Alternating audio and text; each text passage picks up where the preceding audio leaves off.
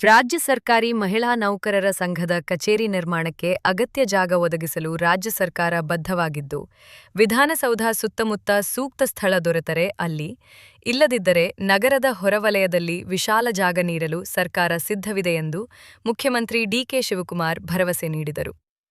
ವಿಧಾನಸೌಧದಲ್ಲಿ ಗುರುವಾರ ಅಖಿಲ ಕರ್ನಾಟಕ ರಾಜ್ಯ ಸರ್ಕಾರಿ ಮಹಿಳಾ ನೌಕರರ ಸಂಘದ ಪದಾಧಿಕಾರಿಗಳು ಭೇಟಿ ಮಾಡಿ ಅಭಿನಂದನೆ ಸಲ್ಲಿಸಿದ ಸಂದರ್ಭದಲ್ಲಿ ಅವರು ಈ ಭರವಸೆ ನೀಡಿದರು. ಮಹಿಳೆಯರ ಬೆಂಬಲದಿಂದ ಕಾಂಗ್ರೆಸ್ ಸರ್ಕಾರ ಅಧಿಕಾರಕ್ಕೆ ಬಂದಿದ್ದು, ಚುನಾವಣೆಗೂ ಮುನ್ನ ನೀಡಿದ್ದ ಗೃಹಜ್ಯೋತಿ, ಗೃಹಲಕ್ಷ್ಮಿ, ಶಕ್ತಿ, ಅನ್ನಭಾಗ್ಯ ಹಾಗೂ ಯುವ ನಿಧಿ ಸೇರಿದಂತೆ 5 ಗ್ಯಾರಂಟಿ ಯೋಜನೆಗಳನ್ನು ಯಶಸ್ವಿಯಾಗಿ ಜಾರಿಗೆ ತರಲಾಗಿದೆ. ಈ ಯೋಜನೆಗಳು ರಾಜ್ಯದಲ್ಲಿ ಮಹತ್ತರ ಬದಲಾವಣೆ ತಂದಿದ್ದು, ಇತರ ರಾಜ್ಯಗಳಿಗೂ ಮಾದರಿಯಾಗಿವೆ ಎಂದು ಹೇಳಿದರು. ಗ್ಯಾರಂಟಿ ಯೋಜನೆಗಳಿಗಾಗಿ ಸರ್ಕಾರ ವಾರ್ಷಿಕ ಸುಮಾರು ₹52,000 ಕೋಟಿ ವೆಚ್ಚ ಮಾಡುತ್ತಿದ್ದು, ಸಾರ್ವಜನಿಕರ ಆಸ್ತಿ ದಾಖಲೆಗಳನ್ನು ಡಿಜಿಟಲ್ ಸ್ಕ್ಯಾನ್ ಮಾಡಿ ದೋಷಗಳನ್ನು ಸರಿಪಡಿಸುವ ಕಾರ್ಯವನ್ನು ಕೈಗೆತ್ತಿಕೊಳ್ಳಲಾಗಿದೆ ಎಂದು ತಿಳಿಸಿದರು.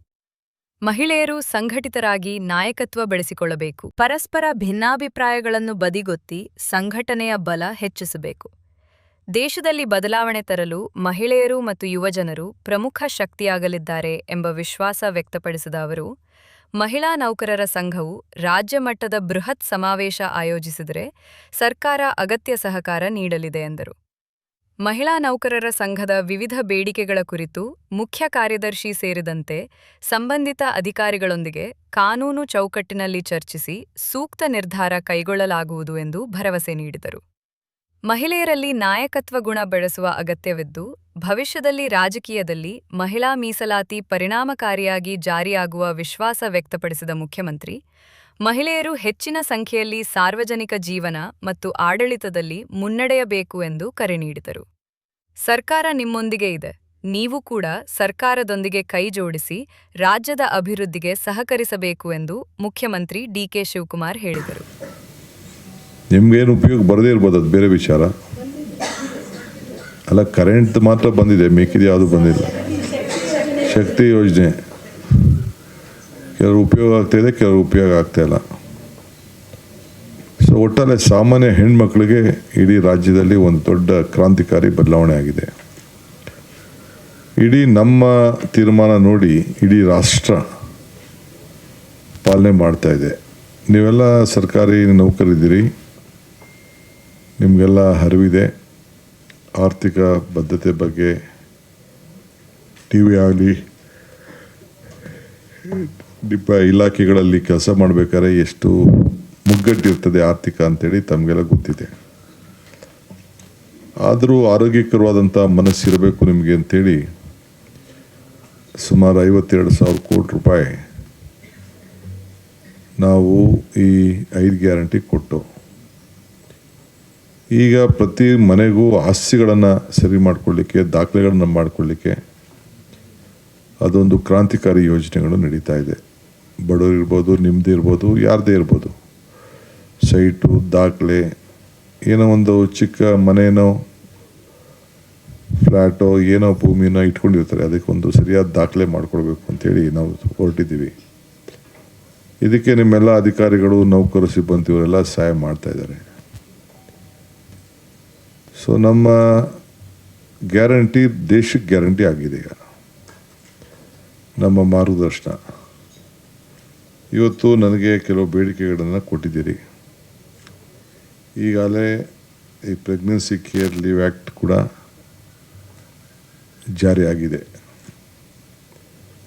ಇನ್ನು ಕೆಲವು ನಿಮ್ಮ ಬೇಡಿಕೆ ಏನಿದೆ, ಈಗ ಅದನ್ನು ನಾನು ತುಷಾರ್ಗೆ ಬರಲಿಲ್ಲ, ನಮ್ಮ ಚೀಫ್ ಸೆಕ್ರೆಟರಿಗೆ ಬರೆದಿದ್ದೀನಿ. ಯಾಕೆಂದರೆ ಅವರು ಒಂದು ಹೆಣ್ಮಗಳು, ಅವಳಿಗೂ ನಿಮ್ಮ ಪರಿಸ್ಥಿತಿ ಅರ್ಥ ಆಗ್ತದೆ. ಸೊ ನೀವು ಯಾವುದೋ ಬರೀ ಒಂದು ಸಣ್ಣ ರೂಮ್ ಏನೋ ಕೊಟ್ಟಿದ್ದಾರೆ ಅಂತ ಹೇಳ್ತೀರಿ. ನಾನು ನೋಡ್ತೀನಿ, ಇನ್ನು ಸ್ವಲ್ಪ ದೊಡ್ಡ ರೂಮ್ ಕೊಡೋಕ್ಕೆ ಹೇಳ್ತೀನಿ. ಇಲ್ಲೆಲ್ಲರೂ ಸುತ್ತಲಲ್ಲಿ ವಿಧಾನಸೌಧ ಸುತ್ತಮುತ್ತಲಲ್ಲೇ ಒಂದು ಅಟ್ಲೀಸ್ಟ್ ಒಂದು ಪರ್ಮನೆಂಟ್ ಸ್ಟ್ರಕ್ಚರ್ ಇರಲಿ ಅಂತೇಳಿ ನೋಡೋಣ. ಒಂದು 60-40 ಯಾರು ಕೊಡೋಕ್ಕಾಗ್ತದೆ ಅಂತ ಅದನ್ನು ಪರಿಶೀಲನೆ ಮಾಡ್ತೀನಿ. ನಮ್ಮ ಕಾರ್ಪೊರೇಷನ್ ಯಾವುದಾದ್ರು ಒಂದು ಜಾಗ ಇದ್ದರೆ ಒಂದು ಮೂಲೆಯಲ್ಲಿ ಕೊಡೋಕ್ಕೆ. ಕೆಲವು ಈ ಬಿಡಿ ಆದರೆ ಭಾಳ ದೂರ ಹೋಗಬೇಕು. ಬಿಡಿ ಆದರೆ ಈಗ ಹೇಳ್ಬಿಡ್ತೀನಿ, ಬೇಕಾದ್ರೆ ಏನು ತೊಂದರೆ ಇಲ್ಲ. ಬಿಡಿಯದೆಲ್ಲೆಲ್ಲೂ ಸುತ್ತಮುತ್ತಲೂ ಜಾಗ ಇಲ್ಲ. ಇಲ್ಲ ಏರ್ಪೋರ್ಟ್ ರೋಡ್ ಆದರೂ ಬೇಕಾದ್ರೆ ಇನ್ನೂ ದೊಡ್ಡದೇ ಜಾಗ ಬೇಕಾದ್ರೆ ಕೊಡ್ತೀನಿ, ನೀವೇನು ಬೇಕಾದ್ರೆ ಕಟ್ಕೊಳ್ಳಿ, ಒಂದು 10,000 20,000 ಬೇಕಾದ್ರೆ ಕೊಡೋಕ್ಕೆ ರೆಡಿ ಇದ್ದೀನಿ. ಬಟ್ ನೀವು ಏರ್ಪೋರ್ಟ್ ರೋಡಲ್ಲಿ ದೂರ ಹೋಗ್ಬೇಕಾಗ್ತದೆ. ಸೊ ಫಸ್ಟು ಸ್ಟಾರ್ಟಿಂಗ್ ಒಂದು ಆಫೀಸು ನಿಮ್ಮದು ಪರ್ಮನೆಂಟ್ ಆಫೀಸ್ ಮಾಡ್ಕೊಳ್ಳಿ. ಆಮೇಲೆ ಅದಕ್ಕೇನೋ ನಿಮ್ಮ ಸಂಘಟನೆ ಆಗಲಿ, ಮಾತುಕತೆ ಮಾಡಿ ಸೇರಿ. ಹೆಣ್ಮಕ್ಳು ಜಗಳ ಒಂದು ಬಿಟ್ಬಿಡಿ, ಸದ್ಯಕ್ಕೇನು ಜಗಳ ಆಡ್ತಾಯಿಲ್ಲ, ಜಗಳ ಬಿಟ್ಬಿಡಿ. ಇವೆಲ್ಲ ಇರ್ತದೆ ಕಾಂಪಿಟೇಷನ್ನು, ಏನು ಮಾಡೋಲ್ಲ. ನನಗೆ ಯಾವಾಗಲೂ ಒಂದು ನಂಬಿಕೆ, ಈ ದೇಶದಲ್ಲಿ ಏನಾದ್ರು ಬದಲಾವಣೆ ಆಗಬೇಕಾದ್ರೆ ಇಲ್ಲ ಯುವಕರಿಂದ ಇಲ್ಲ ಹೆಣ್ಮಕ್ಳಿಂದ ಮಾತ್ರ ಸಾಧ್ಯ ಅಂತ. ಅದಕ್ಕೆ ನಾವು ಮನೆ ಹೆಣ್ಮಕ್ಳಿಗೆ ಗೃಹಜ್ಯೋತಿ, ಗೃಹಲಕ್ಷ್ಮಿ, ಶಕ್ತಿ ಇಂಥವೆಲ್ಲ ಕಾರ್ಯಕ್ರಮ ಕೊಟ್ಟಿದ್ದು. ಹಿಂದೆ ಕೂಡ ಹಳ್ಳಿ ಗ್ರಾಮೀಣ ಮಕ್ಕಳ ಹೆಣ್ಮಕ್ಳಿಗೆ ಆರೋಗ್ಯಕ್ಕಿರ್ಬೋದು, ಅಂಗನವಾಡಿಗಿರ್ಬೋದು, ಆಗ ಕೂಡ ನಮ್ಮ ಸರ್ಕಾರಗಳಿದ್ದಾಗ, ಇಂದಿರಾ ಗಾಂಧಿ ಸರ್ಕಾರ ಇದ್ದಾಗ ಆ ತೀರ್ಮಾನಗಳೆಲ್ಲ ನಾವೆಲ್ಲ ಮಾಡಿದ್ವು. ಸೊ ಇವತ್ತು ತಾವೆಲ್ಲ ಏನು ಬಂದಿದ್ದೀರಿ, ನಮ್ಮದು ನೆಕ್ಸ್ಟ್ ಒಂದು ಸಂಘಟನೆ ಮಾಡಿ. ಈಗ 5,400 ಜನ ಮೆಂಬರ್ಸ್ ಇದ್ದಾರೆ, ಪದಾಧಿಕಾರಿಗಳಿದ್ದಾರೆ ಅಂತ ಹೇಳ್ತಾ ಇದ್ರಿ. ಎಷ್ಟು ಜನ ಇದ್ದಾರೋ ಒಂದು ದೊಡ್ಡ ಸಮಾವೇಶನ ಮಾಡಿ.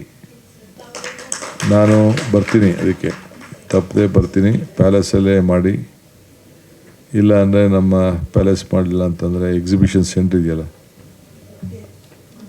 ಮಾಧವರ, ಎಲ್ಲರೂ ಬೇಕಾದ್ರೆ ನೋಡಿ. ಏಕೆಂದರೆ ಮೆಟ್ರೋ ಇದೆ, ಅಲ್ಲ ಎಲ್ಲರೂ ಮಾಡಿ. ಎಲ್ಲರೂ ಮಾಡ್ತೀನಿ ಅಂದರೆ ಬಸ್ಸು, ವೆಹಿಕಲ್ಲು ಮತ್ತೊಂದೆಲ್ಲ ಬರಬೇಕು ಅಂತ ಎಲ್ಲ ಸ್ವಲ್ಪ ಮೆಟ್ರೋ ಪಕ್ಕದಲ್ಲಿರೋಂಥ ಜಾಗ ಸ್ವಲ್ಪ ನೋಡಿ. ಸೊ ಏಕೆಂದರೆ ಹೊರಗಡೆಯಿಂದ ಬಂದವರು ಇಳಿಬೇಕಲ್ಲ, ಅದು ಭಾಳ ಇಂಪಾರ್ಟೆಂಟು. ಇಲ್ಲಾಂದರೆ ಎಲ್ಲ ಗಾಡಿಗಳು ತಂದು ಮಾಡಿ ಭಾಳ ಹಿಂಸೆ ಆಗ್ತದೆ. ಅದನ್ನು ನೋಡಿ ಯೋಚನೆ ಮಾಡಿ. ನಾನು ಖಂಡಿತ ಸರ್ಕಾರದ ವತಿಯಿಂದ ನಿಮಗೆಲ್ಲ ಏನೆಲ್ಲ ಬೇಕೋ ಸಹಾಯ ಮಾಡೋಣ. ಕಾನೂನು ಚೌಕಟ್ಟಿನಲ್ಲಿ ಏನು ನಮ್ಮ ಚೀಫ್ ಸೆಕ್ರೆಟರಿಯವರು ಅವ್ರ ಅಧಿಕಾರಿಗಳ ಹತ್ರ ಬೇರೆಯವ್ರ ಹತ್ರ ಮಾತಾಡಿ ರೆಕಮೆಂಡ್ ಮಾಡ್ತಾರೋ, ನಾನು ಬರ್ತಾರೆ. ನಾಳೆ ಏನೋ ಬರ್ತಾರೆ ಅವರು, 3 ದಿನ ರಜೆಗೆ ಹೋಗಿದ್ದಾರೆ. ಬಂದ ಮೇಲೆ ಅದನ್ನು ಅವ್ರಿಗೂ ನಾನು ಹೇಳ್ತೀನಿ ಪಾಲಪ್ಪ. ಅದಕ್ಕೆ ನಾನು ತುಷಾರ್ ಕೈ ಕೊಟ್ಟಿದ್ದೀನಿ. ಸೊ ನೀವು ಇದು ಬರೀ ನೀವು ನನಗೆ ಇಲ್ಲಿ ಬಂದು ಮಾತಾಡೋದಲ್ಲ, ನಿಮ್ಮ ಸಂದೇಶ ಎಷ್ಟು ಜನ ಮಹಿಳಾ ನೌಕರರು ಈ ರಾಜ್ಯದಲ್ಲಿ ಇದ್ದೀರಿ ಎಲ್ಲರೂ ಕೂಡ ನೀವು ಹೋಗಬೇಕು, ತಿಳಿಸ್ಬೇಕು. ನೀವು ಸುಮ್ಮನೆ DK ಶಿವಕುಮಾರ್ ಟೈಮ್ ಕೊಟ್ಬಿಟ್ರು ನಮ್ಗೆ ಒಳ್ಳೆಯ ಇದು ಮಾರ್ಗದರ್ಶನ ಅಂತ ತಿರ್ಗಿ ಈ ಸರ್ಕಾರ ತರಬೇಕು ನೀವು. ಆಗ ಅದಕ್ಕೆ ಬೆಲೆ. ಇಲ್ಲಾಂದರೆ ನಿಮ್ಮ ಮಾತಿಗೂ ಬೆಲೆ ಇರಲ್ಲ, ನಿಮ್ಮ ನಂಬಿಕೆಗೂ ಬೆಲೆ ಇಲ್ಲ. ಸೊ ನಿಮ್ಗೊಂದು ಕಾನ್ಫಿಡೆನ್ಸ್ ಇದೆಯಲ್ಲ, ಶಿವಕುಮಾರಿಂದ ಈ ರಾಜ್ಯದಲ್ಲಿ ನ್ಯಾಯ ಸಿಗ್ತಾ ಇದೆ ಅನ್ನೋದು ನಿಮಗೆ ಕಾನ್ಫಿಡೆನ್ಸ್ ಇದೆ. ಸೊ ಅದಕ್ಕೆ ನಾವು ಒಂದು ಹೊಸ, ನೀವು ಕೂಡ ಪಾಪ ಯಾರು ಕೆಲವರು ಮೇಲ್ಗಡೆ ಇರೋರು, ಕೆಲವ್ರಿಗೆ ಮಧ್ಯದಲ್ಲಿ ಕೆಲವು ಮಿಸ್ಯೂಸ್ ಮಾಡ್ಕೊಳ್ಬೋದು. ಬಟ್ ನೀವೆಲ್ಲ ಪಾಪ ನೌಕರರು, ಸರ್ಕಾರ ಏನು ಹೇಳ್ತದೆ ಅದನ್ನು ಭಾಳ ಶ್ರಮ ವಹಿಸಿ ಸೇವೆ ಮಾಡಿಕೊಂಡು ಬಂದಂಥ ಒಂದು ಪದ್ಧತಿ, ಗೌರವ ಎಲ್ಲ ಉಳಿಸ್ಕೊಂಡು ಬಂದಿದ್ದೀರಿ. ಸೊ ನಿಮ್ಮೆಲ್ಲರೂ ಕೂಡ ಒಳ್ಳೆಯದಾಗಲಿ. ಸೊ ಇದು ನಾನು ಹಿಂದೆ ನಾಯಕಿ ಅಂತ ಒಂದು ಕಾರ್ಯಕ್ರಮ ಪ್ರಾರಂಭ ಮಾಡಿದ್ದೆ. ಅಂದರೆ ಪ್ರತಿಯೊಬ್ಬ ಹೆಣ್ಮಗಳು ನಾಯಕಿನೇ ಅಂತ ಮನೇಲಿ. ಮನೆ ಪ್ರಾರಂಭ ಮಾಡಿದಾಗ ಎಲ್ಲ ಜವಾಬ್ದಾರಿ ತಗೊಂಡು ಆ ನಾಯಕತ್ವದ ಗುಣ ಹೆಣ್ಮಗಳಲ್ಲಿ ಇದೆ ಅಂತೇಳಿ ಮಾಡಿದೆ. ಅದು ನಮ್ಮಲ್ಲಿ ಸರಿಯಾಗಿ ಟೇಕಪ್ ಆಗಲಿಲ್ಲ. ಅದಕ್ಕೆ ನೋಡೋಣ, ಮಧ್ಯದಲ್ಲಿ ಇನ್ನೊಂದು ಹೊಸ ಸ್ವರೂಪ ಕೊಡಲಿಕ್ಕೆ ಪ್ರಯತ್ನ ಮಾಡ್ತೀನಿ. ಏಕೆಂದರೆ ಅವ್ರಿಗೆ ಜಾಗೃತಿ ಮೂಡಿಸ್ಬೇಕು, ನಾಯಕತ್ವ ಗುಣಗಳು ಬೆಳಿಬೇಕು. ಮುಂದಕ್ಕೆ ಯಾರು ನಿಲ್ಸೋಕ್ಕಾಗಲ್ಲ. ಈಗ ಏನೋ ನಾವು 1-2 ಮಂತ್ರಿ ಮಾಡೋಕ್ಕೆ ನಾವು ತೊಳ್ಕಾಡ್ತಾ ಇದ್ದೀವಿ. ರಿಸರ್ವೇಷನ್ ಬಂದ್ಬಿಡ್ತದೆ, ಯಾರು ಎಲ್ಲ ಪಾರ್ಲಿಮೆಂಟಲ್ಲಿ ಪಾಸ್ ಆಗೋಗಿದೆ. ಸೊ ಯಾರು ಏನೇನಾಗ್ತಾರೋ ಹೇಳೋಕ್ಕಾಗಲ್ಲ. ನಿಮ್ಮಲ್ಲೇ ಎಷ್ಟೋ ಜನ ಏನಾಗ್ತಿರೋ ಗೊತ್ತಿಲ್ಲ. ಮೋಟಮ್ಮ ಅಲ್ಲಿ ಅವರು ಸರ್ಕಾರಿ ಸೇವೆಯಲ್ಲಿದ್ದರು. ಅವರ ಮನೆಯವರು ಅಲ್ಲ, ಅವರು ಸಬ್ ರಿಜಿಸ್ಟ್ರ್ ಆಗಿದ್ರ, ಅವರೆಲ್ಲ ಏನೋ ಆಗಿದ್ದರು. ನಮ್ಮ ರಾಮನಗರದಲ್ಲೂ ಬಿಡದಿಲಿ ಕಾಲೇಜಲ್ಲೂ ಇದ್ದರು. ಸೊ ಬೆಳೆದ ನಿಮ್ಮ ಮಹಿಳಾ ಮಕ್ಕಳ ಕಲ್ಯಾಣ ಮಂತ್ರಿ ಆದರು. ಹಿಂಗೆ ಬೇಕಾದಷ್ಟು ಉದಾಹರಣೆಗಳೆಲ್ಲ ಇದೆ. ಸೊ ನಾಯಕತ್ವ ಗುಣ ಬೆಳೆಸ್ಕೊಳ್ಳಿ, ಬೇಕಾದಷ್ಟು ಅವಕಾಶ ಇದೆ. ಖಂಡಿತ ನಮ್ಮ ಸರ್ಕಾರ ನಿಮ್ಮ ಜೊತೆಲಿದೆ. ಆದರೆ ನೀವು ಕೂಡ ನಮ್ಮ ಜೊತೆಲಿ ಇರಬೇಕು. ಇಷ್ಟೇ ನಾನು ಹೇಳ್ದು.